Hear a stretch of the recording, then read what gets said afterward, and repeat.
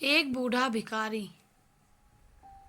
हर दिन एक भिखारी दरवाजे के पास आकर भीख मांगता था और घर का मालिक हमेशा घर के बाहर आते ही उसे देखकर फिर जाया करता था। कई बार उसके लिए गालियां भी बकता।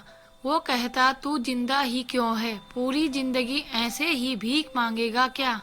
धरती का बोझ क्यों बना बैठा है? और कभी कभी उस भिखारी को गुस्से में धक्का भी मार दिया करता।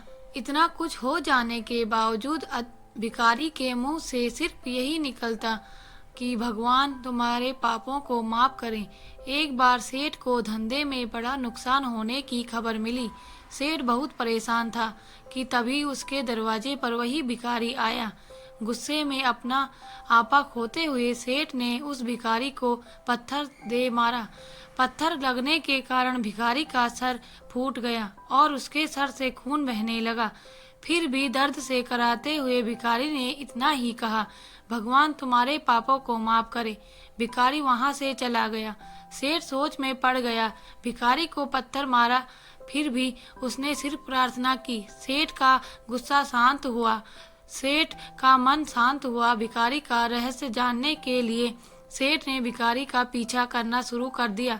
भिखारी जहाँ जहाँ जाता सेठ उसके पीछे पीछे देखने जाता। कोई उसको खाना देता, कोई उसको मारता, कोई अपमानित करता तो कोई गाली देता। लोग भिखारी के साथ साथ जैसा व्यवहार करते, लेकिन भिखारी सबके लिए एक ही प्रार्थना करता, भगवान तुम्हारे पाप माफ करे। अब रात होने को आई थी। भिखारी अपने घर जाने के लिए लौटा।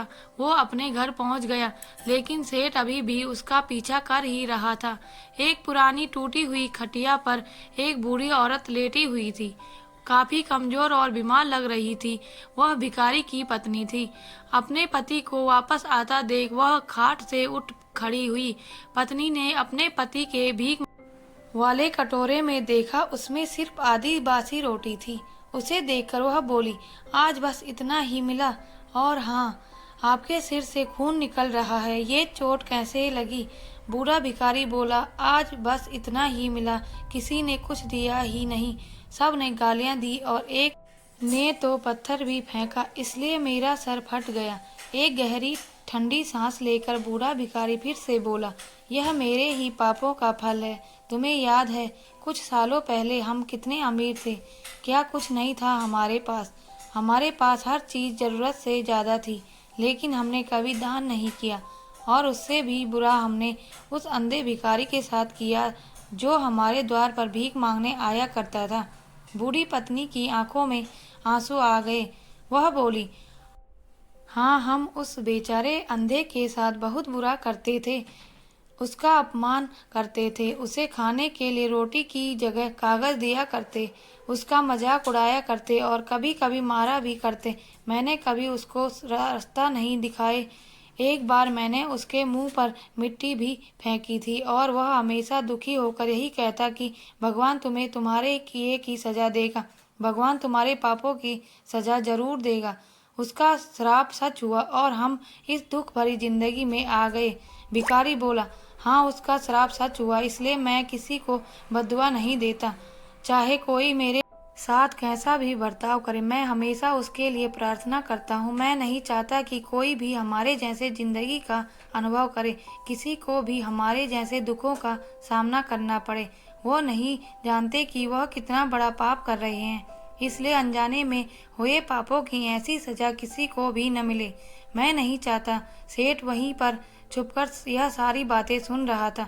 अब उसे सब कुछ समझ में आ गया था। भिखारी और उसकी पत्नी ने वह आधी रोटी मिल बांट कर खाई और भगवान को धन्यवाद बोलकर सो गए। अगले वह भिखारी फिर से भीख मांगने गया। सेठ के घर के पास जाता है। सेठ ने पहले से ही उसके लिए गर्म रोटियां निकाल कर रखी थी। उसे देते हुए सेठ ने विनम्रता से माफी मांगी, मुझे माफ कर दीजिए।